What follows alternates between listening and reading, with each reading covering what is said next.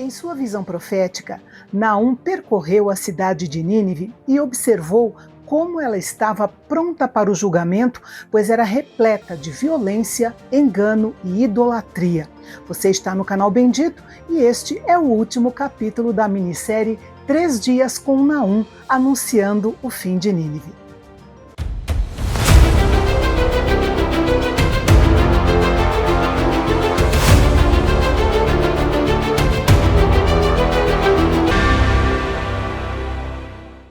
Deus é longânimo, mas chega o momento em que ele faz pesar sua mão de julgamento.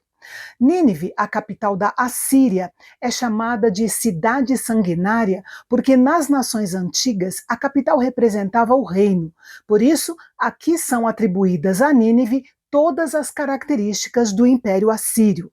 Seus governantes não só eram terrivelmente cruéis, como também se gabavam da sua crueldade em monumentos que estão nos museus até os dias de hoje. Eu vou mencionar aqui apenas 3 citações para que vocês tenham noção de algumas das ostentações dos vários monumentos. Cortei suas cabeças e as formei em colunas. 3.000 cativos queimei no fogo. De algumas cortei as mãos e os dedos, e de outros cortei o nariz, as orelhas e os dedos, e de muitos arranquei os olhos. O derramamento de sangue inocente é um pecado grave que Deus vê, lembra e julga. Ditadores perversos que autorizam a matança cruel de vítimas inocentes um dia responderão a Deus por seus crimes contra ele e contra a humanidade. Os assírios eram diplomatas sagazes que, como uma prostituta bela e encantadora, mentiam para outras nações, fascinando nações e governantes mais fracos com suas ciladas e feitiçarias. Mas depois quebravam suas promessas e destruíam esses povos. Por isso, o julgamento de Deus estava chegando para os assírios. Mais uma vez, o Senhor mencionou a frase do capítulo 2: Eu estou contra você. Nínive se orgulhava das suas conquistas perversas e, como resultado, o Senhor tinha se colocado contra ela.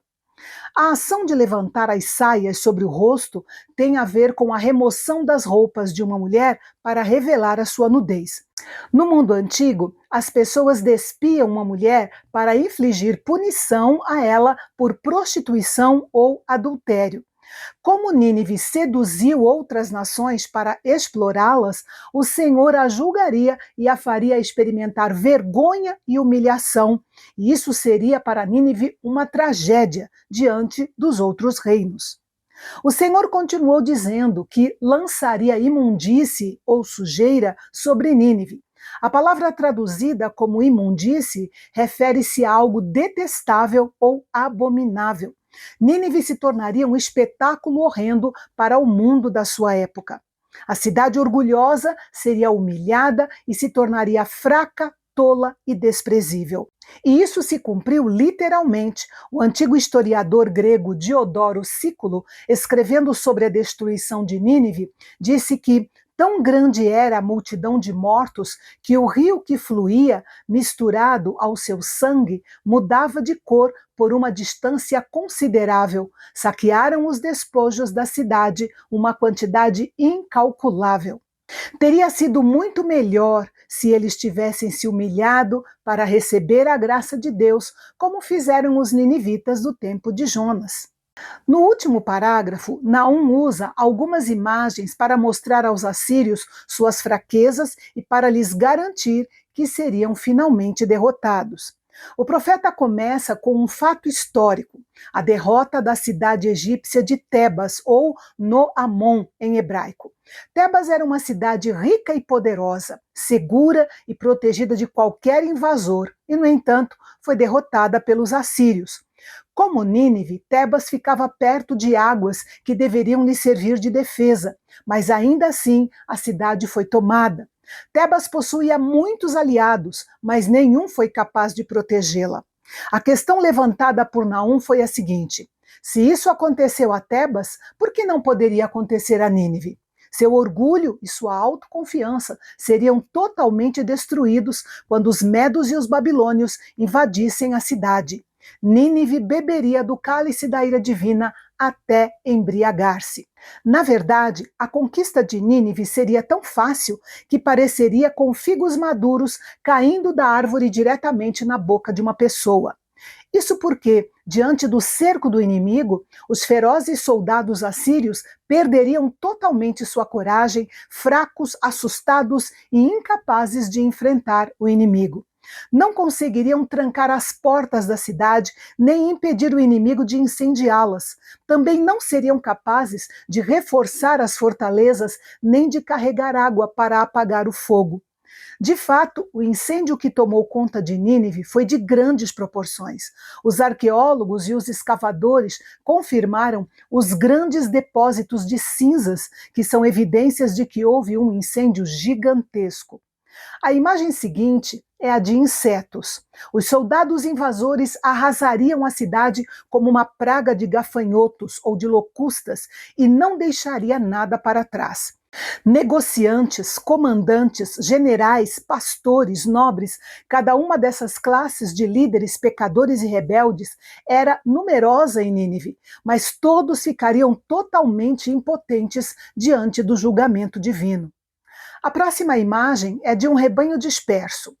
A Assíria podia ser comparada a um rebanho disperso, cujos pastores dormiam. O povo estaria disperso pelos montes sem ter um líder para ajuntá-los. Como Nínive era famosa por sua violência e crueldade, não é de se admirar que Naum tenha visto as nações aplaudindo o julgamento e a destruição da cidade. E então ele encerra com uma pergunta: pois quem não foi vítima da sua crueldade sem fim? A profecia de Naum enfatiza que Deus castiga nações cruéis que seguem políticas desumanas e práticas brutais, quer seja na prática do genocídio, na exploração dos pobres, no apoio ao trabalho escravo ou na omissão de suprir as necessidades mais básicas do povo. Deus vê os pecados dos líderes das nações. Os juízos do Senhor são sempre justos e verdadeiros, e ele tem o dia, a hora e o modo certo de fazer justiça. E Nínive foi um exemplo muito claro dessa verdade. E assim nós chegamos ao final da nossa minissérie. Mas, no próximo dia 29, eu estarei de volta com outra minissérie.